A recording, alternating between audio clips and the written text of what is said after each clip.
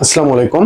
ঢাকা ইউনিভার্সিটির 24-25 সেশনের যে পরীক্ষাটা হয়েছে সেখানকার কোশ্চেনটা আমরা দেখবো যে কিভাবে কোশ্চেন করা হয়েছে, কোন টপিকসে বেশি গুরুত্ব দেওয়া হয়েছে বা কোশ্চেন টাইপটা কিরকম এটা অ্যানালাইসিস করবো এবং কাটমার্ক এবং জিকে কোশ্চেনগুলো আমরা একটু অ্যানালাইসিস করবো আরো গভীরভাবে। তো চলো আমরা দেখি তাহলে আমাদের ভিডিওটা। এখানে প্রথমত তোমাদের কোশ্চেন অ্যান্ড কোশ্চেনের সলভ যেটা এটা দেওয়া আছে। তো দেখো এখান থেকে তোমরা স্ক্রিনশট দিয়ে নিতে পারো বা তোমার কাছে যদি কোশ্চেন ব্যাংক থাকে তাহলে তো কোনো সমস্যা নেই।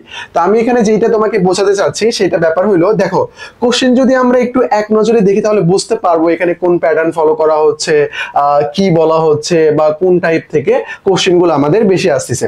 তো বাংলার দিকে আমরা যদি তাকাই, দেখো আবিধানিক ক্রম, ঢাকা ইউনিভার্সিটিতে নর্মালি আবিধানিক ক্রম থেকে প্রশ্ন করা হতো না, জাবিতে প্রশ্ন আসতো এইটা, এবার ঢাকা ইউনিভার্সিটিতে এই কোশ্চেন দিয়ে দিয়েছে। তার মানে ব্যাকরণের যে টপিকস গুলো আছে এগুলো সবটার উপর তোমার ভালো একটা ধারণা থাকতে হবে, আবিধানিক ক্রম দেখতে হবে, তারপরে ক্রমাগত এটা আসলে কি, বিশেষণ, সর্বনাম নাকি ক্রিয়া, এরকম করে সুন্দরভাবে বৈষম্য বিরোধী, গত বছর এই বৈষম্য বিরোধী আমরা জানি বৈষম্য বিরোধী ছাত্র আন্দোলন, এখান থেকে এই কনসেপ্টটা তারা নিয়েছে। তো এখানে কিন্তু ব্যাকরণ থেকে হিউজ পরিমাণ কোশ্চেন আছে, প্রায় কয়টার মতো এখানে এখানে যদি আমরা দেখি 1 2 3 4 এই পাশে কয়েকটা রয়েছে, 5 6 7 8টার মতো রয়েছে ব্যাকরণ থেকে কোশ্চেন গুলো আসছে। তারপরে অধ্বনির বিকৃত বিবৃত উচ্চারণের উদাহরণ কোনটি, এই যে অধ্বনি আধ্বনি এগুলো কিন্তু আমাদের ইন্টারমিডিয়েট লেভেলেও ছিল। তার মানে আমরা দেখতে পাচ্ছি বাংলা প্রথম পত্র দ্বিতীয় পত্র আমাকে দুইটাকেই বেশি প্রায়োরিটি দিতে হবে। তারপরে ইংরেজিতে এবার প্যাসেজ ট্যাসেজ থেকে কোনো কোশ্চেন করে নাই, নর্মালি তারা কোশ্চেন দিয়েছে। এখানে বেশিরভাগ কোশ্চেন তোমার গ্রামেটিক্যাল আইটেমস থেকে করা হয়েছে। এখানে আবার কয়েকটা কোশ্চেন আছে সেগুলো সলভ করার জন্য তোমাকে অবশ্যই ওয়ার্ড মিনিং যেটা ভোকাবুলারি এইটা জানতে হবে। আর এখন নর্মালি কিছু ফিল ইন দ্য ব্ল্যাঙ্ক যেগুলো দেয় সেগুলোর মধ্যে বেশিরভাগ কি হয় জানো, বেশিরভাগ তুমি যদি ওয়ার্ড মিনিং না জানো তাহলে সেটা সলভ করতে পারবা না। তো শুধু তোমার গ্রামেটিক্যাল আইটেমস এটা জানলেই হবে না, প্রচুর পরিমাণে প্র্যাকটিস করতে হবে। আশা করি বিষয়টা বুঝতে পারছো। তারপর সাধারণ জ্ঞানের দিকে যদি আমরা তাকাই তাহলে দেখতে পারবো আমরা এখানে সাম্প্রতিক থেকে 2-3টার মতো কোশ্চেন আসছে। তারপরে মুসলিম শাসন আমল, যেমন শাহী বাঙ্গাল, এটা মুসলিম শাসনের আমলের সাথে সম্পর্কিত। প্রাচীন বাংলার ইতিহাস থেকে যদিও কোশ্চেন আসে নাই, মুসলিম শাসন আমল থেকে কোশ্চেন আসছে। তারপরে এখানে আমাদের সভ্যতা থেকে 2টা কোশ্চেন দিয়েছে, দেখছো বিশ্ব সভ্যতা থেকে 2টা কোশ্চেন দিয়েছে। এগুলো আমি কতবার পড়াইছি, মেসোপটেমীয় সভ্যতা, হায়ারোগ্লিফিক, 2টা থেকে 2টা মেইন সভ্যতা, 2টাই কিন্তু প্রাচীন সভ্যতা, 2টার মধ্যে মেসোপটেমিয়াটা বেশি প্রাচীন। তারপর ট্রয় নগরী যেটা এটা কোশ্চেন করছে, আবার এটাও সভ্যতার সাথে সম্পর্কিত। তার মানে আমরা দেখতে পাচ্ছি আন্তর্জাতিকের ছোঁয়াটা কিন্তু অনেক বেশি। তারপর স্টার্লিং নিয়ে গত বছর অনেকটাই হাইপ ছিল, এই জন্য স্টার্লিং থেকে কিন্তু কোশ্চেন চলে আসছে। তারপরে রুশ ইউক্রেন যুদ্ধ যেটা বিরাজমান ছিল সেইটা। তারপর অলিম্পিক খেলা হয়েছিল, অলিম্পিক খেলার যে 5টি চক্র আছে এগুলো কি প্রতিনিধিত্ব করে, 5টা মহাদেশ, এরকম করে। তার মানে আমরা কি বুঝতে পারতেছি, বর্তমান যে ঘটনাগুলো ঘটতেছে সেটার প্রেক্ষিতে কোশ্চেন আসছে। এটা দেখো নর্মালি কোশ্চেন করতে পারতো, কিন্তু অলিম্পিক খেলায় পুরস্কার পেয়েছে এরকম বিষয় থেকে না করে তার গভীর থেকে কোশ্চেন করছে। তার মানে আমাদের কি করতে হবে, তার মানে সাম্প্রতিক যে ঘটনাটা করছে এটা আমাদের বেসিক সহকারে কমপ্লিট করতে হবে। কি করতে হবে, বেসিক সহকারে কমপ্লিট করতে হবে। আশা করি আমরা বিষয়টা বুঝতে পারছি। আচ্ছা, এখানে আরো কিছু কোশ্চেন দেওয়া আছে, এগুলো সুন্দর করে সলভ দেওয়া আছে।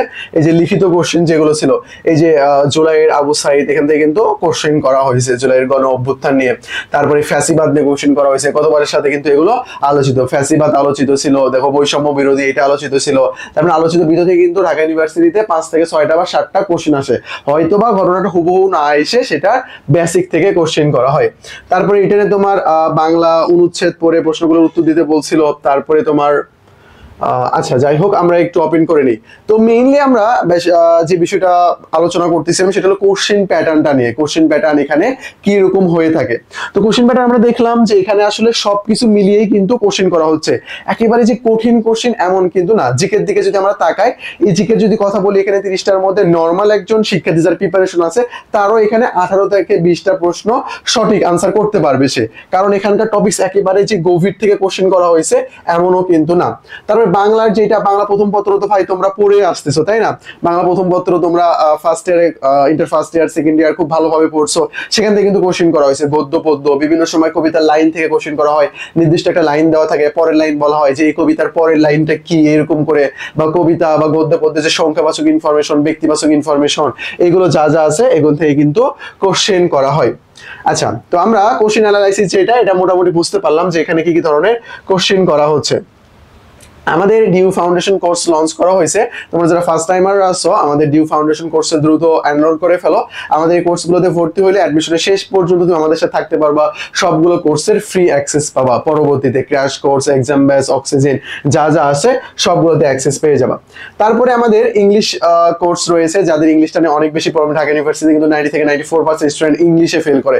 ইংলিশে রয়েছে বিউপির জন্য বিউপি কোর্স রয়েছে, তোমরা এগুলোতে ভর্তি হয়ে যেতে পারো। তো মার্কস ডিস্ট্রিবিউশনের কথা যদি আমি বলি, এখানে এমসিকিউ 60 মার্কস রয়েছে, বাংলা 15, ইংলিশ 15 এন্ড জিকে 30। জিকেতে কিন্তু এমসিকিউ হিউজ পরিমাণ মার্ক রয়েছে। রিটেনের আছে 40, বাংলা 20, ইংলিশ 20, এখানে কিন্তু জিকে নাই। আশা করি বুঝছো। তারপরে কাট মার্কের কথা যদি বলি, কাট মার্ক হলে 60% মার্ক ক্যারি করলে তুমি ইজিলি চান্স পেয়ে যাবে। আর কাট মার্ক হলো সর্বশেষ যে নাম্বারে একজন ব্যক্তি ইউনিভার্সিটি একটা সিট নিশ্চিত করতে পারছে ঢাকা ইউনিভার্সিটিতে, সেটাকে বলা হচ্ছে কি কাট মার্কস।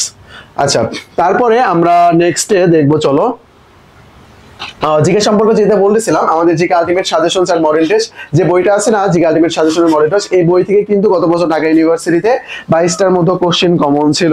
এই যে আমাদের বই, এই বই থেকে কমন আছে। বই তুমি কিনে একটা একটা পেজ খুঁজে বের করে দেখে নিতে পারো, আমরা স্ক্রিনশট গুলো দেখাবো তোমাদেরকে। আর এবার বইটাতে মৌলিক জিকে অ্যাড করা হয়েছে। ইম্পর্টেন্ট যদি কোনো বই থেকে, বইয়ের লাইন থেকে কোশ্চেন করা হয় মৌলিক জিকে, এইটা আর কি, এই জন্য এটা অ্যাড করা আছে।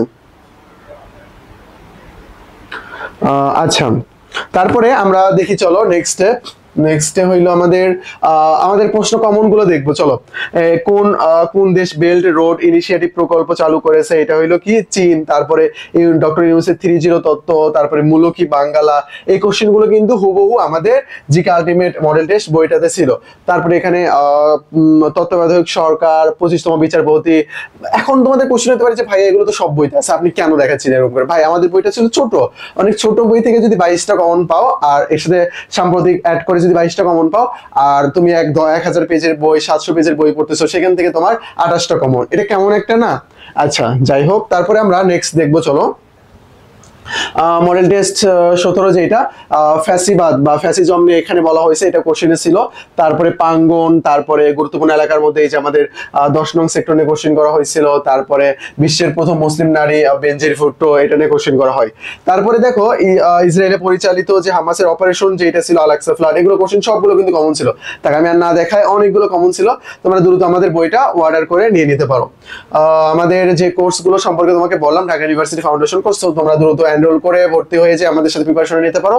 আর এই বইটা নেওয়ার জন্য আমাদের যে টেলিগ্রাম নাম্বারটা দেওয়া আছে, টেলিগ্রাম নাম্বারে তুমি নক দিয়ে যোগাযোগ করে নিতে পারবা।